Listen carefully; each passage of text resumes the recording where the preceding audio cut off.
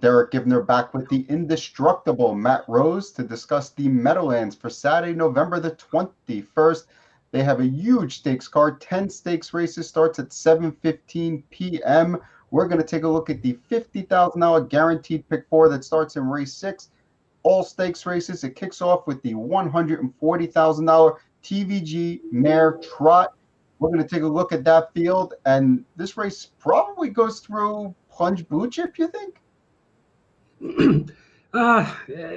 Probably goes through plunge blue chip, only because the Okies Fonset trained mares, she's arguably the most accomplished in this field, and has just done her thing for the last 3 seasons or so. And well, she's not a winning machine, only 3 wins and 9 starts, 2 wins and 12 starts last year, but she's as consistent as they come, and it's pretty. While it's hard to fall in love with her at a short price, it's pretty hard not to use her either at a short price. So yes, I think the race does go through her, to answer your question. I'm going to go too deep in this leg for my pick 4 ticket. I'm using Plunge Blue Chip, who I think will probably control the race. I'm also going to use the 3-year-old Sorella, who's just really sharp. I think the inside post helps her a lot here. I think she'll come away no worse than second, and should give her a pretty good shot in the lane if she's at 100%, because when she's right, she's a 150 trotter just like any of these other ones. I'm not using When Doves Cry. She has too much of my money, and I'm not giving her any more. All right. Well, I'm halfway there with you. I am using Plunge Blue Chip. I'm not using Sorella, the 3-year-old filly. I am going to use When Doves Cry. We saw her make a very uncharacteristic miscue in the Breeders' Crown Final, but recovered nicely. Tuned up last week in an overnight event. Raced well, didn't win. The fact that she didn't win doesn't really bother me that much. I think she'll be good to go here, and the outside post doesn't scare me that much, considering there's only 6 horses. She's just, I think at this stage in her career, she's just more accomplished or a little better than the 3-year-old filly Sorella, and it just doesn't make sense economically to use all 3 of them, considering there's not a ton of value in any 3 of them. So I'm going to toss a 3-year-old filly and use Plunge Blue Chip and When Doves Cry to start off the pick. I agree with you on the value thing here. In this particular ticket, I think you have to try to keep it a little bit smaller, because if 2 or 3 of these favorite wins, it's not going to pay that much. We're going to move on to race number 7. It's the 3 Diamonds, $323,600. We're going to take a look at the field of 11 here, and this race most definitely goes through Fire Star Hanover. Yeah, I can't argue with that. There, she's really blossomed quite quickly in her brief career. 2-year-old filly by some beats somewhere, 8 wins in 12 starts, and she's certainly she's the now horse. She's on the top of this 2-year-old filly pacing division without a doubt, and really hard not to use her. I think if you try to beat her, you got to spread a handful of ways. I am going to go too deep. I'm not going to key her. I'm going to use the Yannick Gingras-driven, Nancy Tactor-trained JK Always Be a Lady. I know she starts from the 2nd tier, which it's hard to fall in love with there, but perhaps she can get away well tracking Firestart Hanover, and I think she's as or almost as talented as the top choice. And with a little bit of racing luck, there's no reason why she can't make up that extra length or so that she might need to topple the favorite. So, I'm not going. It's not. It's pretty logical where I'm going here using 111, but I am going to hope for a little bit of value trying to beat Firestart Hanover.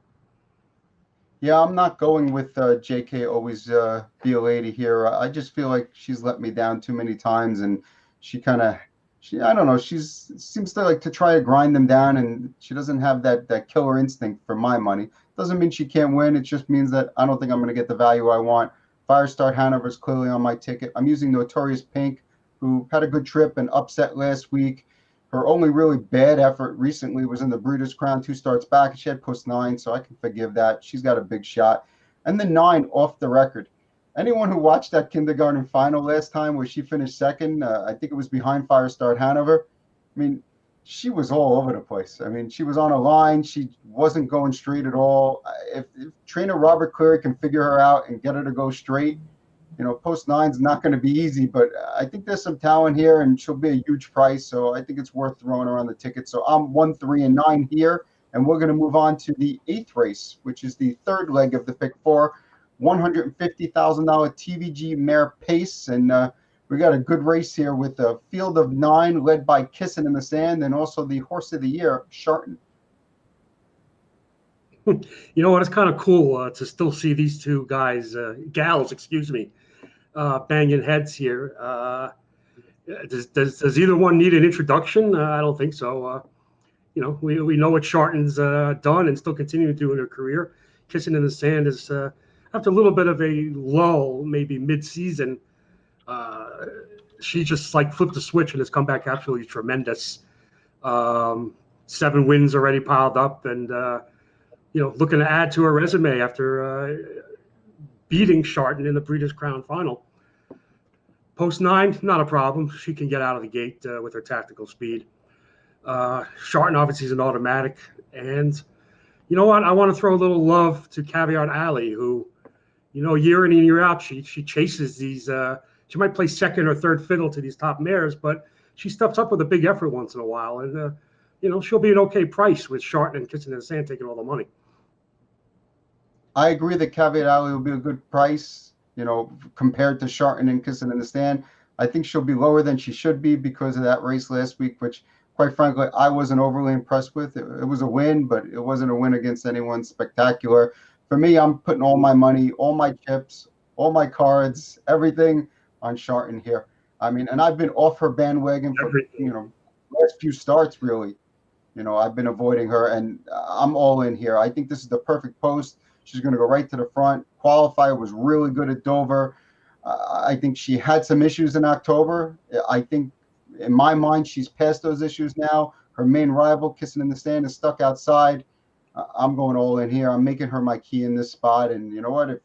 If she can't come through, who's going to come through for me? So is she cutting the mile here? Is that what you're expecting?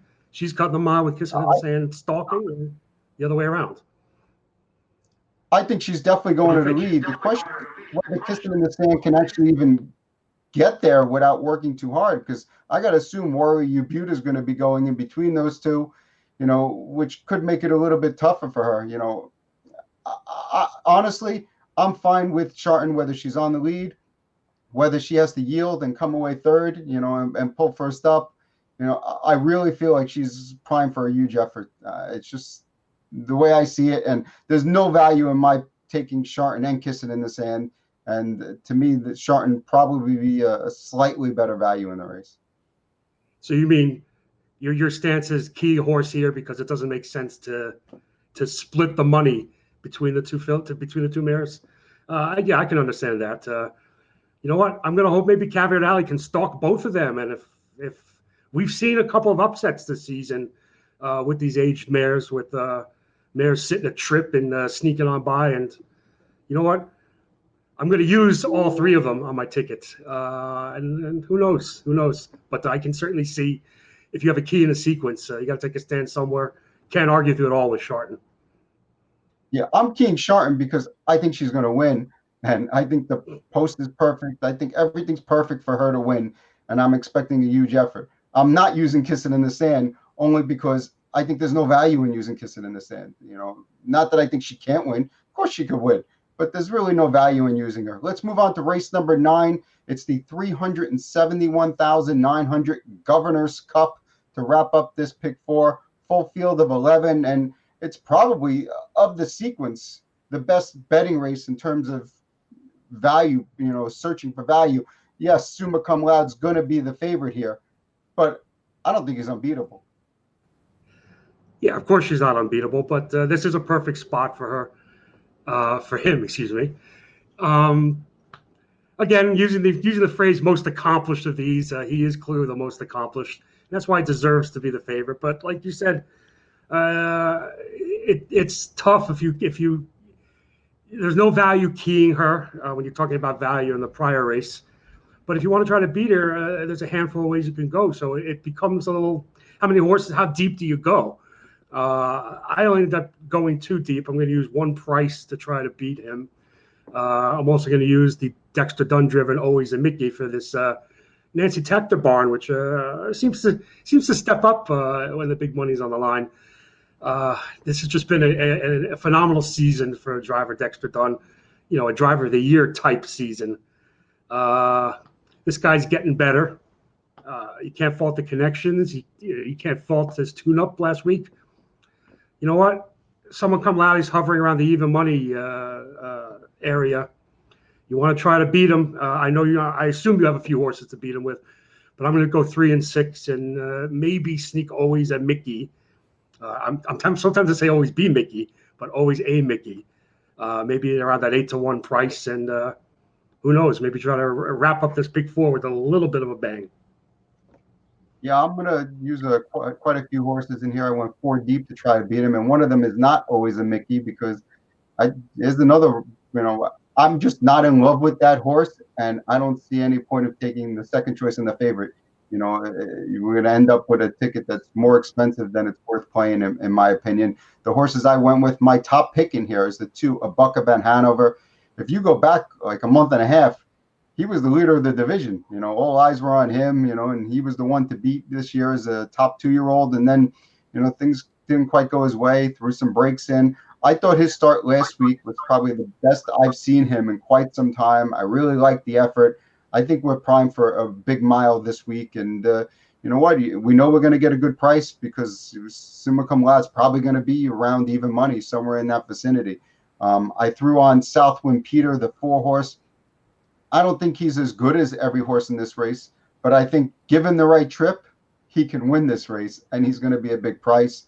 And we know Brian Sears is adept at working at that perfect trip. And my kind of like just I don't know what to expect horse is Captain Fancy. I watched that race last week where always a Mickey beat him, and he raced really well. I mean, the horse has early speed. Who's to say that this horse isn't a late bloomer who won't gun off the gate with Dubé and sit a good trip and pull off a huge upset here? I don't know. I'm throwing him on my ticket because I'm really not sure what to expect. These are 2-year-olds. A lot can happen at the end of the season. Well, you know what? That Captain Fancy comes from the Bill McKenzie barn, a small barn that's had big success with a top pacer last year. So I assume you know who I'm talking about. Who's also on the card. Southwind Ozzy's on this card somewhere. So you know what? It's nice to see a smaller barn step up and win the big one. If he does, I lose, but you know, maybe you'll throw a few shekels my way or something like that. So that's it. Do we have tickets? Yeah, I'm perfectly okay with you losing and my winning, and we're going to take a look at our tickets here just to wrap it up. And my ticket's up on the board, and it's 1-3, 1-3-9 with 4 with 2-3-4-7, and economical $12. And I think Matt matched it with his ticket. You have $12 for a 50-cent play.